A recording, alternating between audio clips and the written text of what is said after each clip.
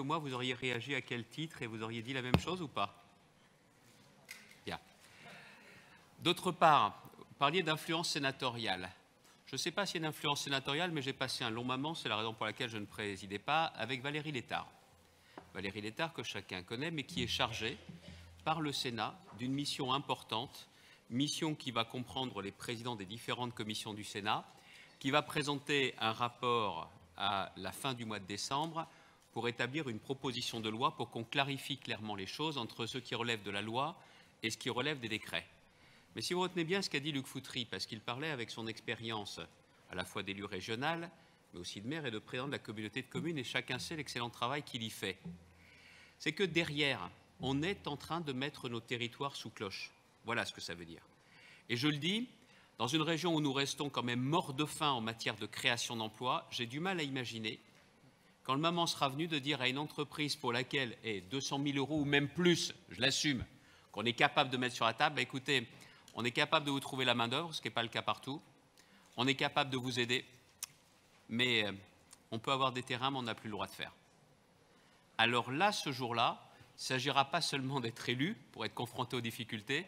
Même un chef d'entreprise qui voudra s'étendre ou un chef d'entreprise qui voudra s'installer, j'imagine bien quelle attitude sera celle de nos concitoyens de dire « Ah bon, il y a des possibilités d'emploi, des emplois qui peuvent être totalement compatibles avec la stratégie de la région, mais on ne peut pas. » Ben moi, je ne veux pas être amené à cela.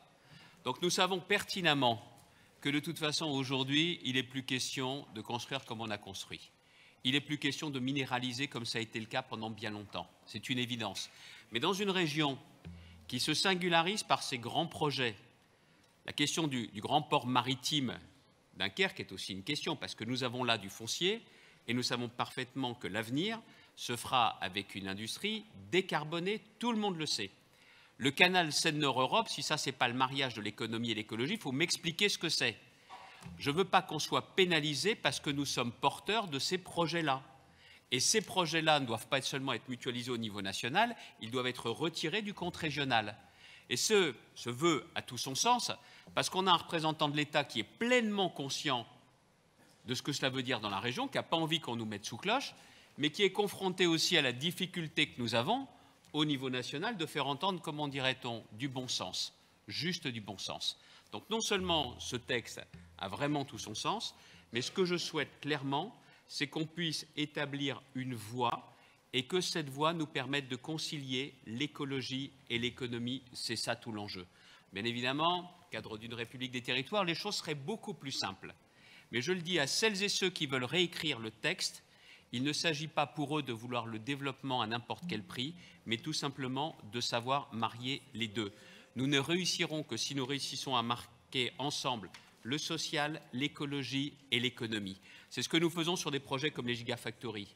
C'est ce que nous faisons notamment sur le grand port de Dunkerque. C'est ce que nous faisons également avec le canal Seine-Nord-Europe, mais bon sang qu'on nous laisse faire et on a absolument de revoir les conditions d'application de ce ZAN qui mettrait cette région sous cloche. Elle n'a pas envie d'être sous cloche, elle a envie de continuer à se développer harmonieusement. C'est la raison pour laquelle j'ai voté ce texte dès demain.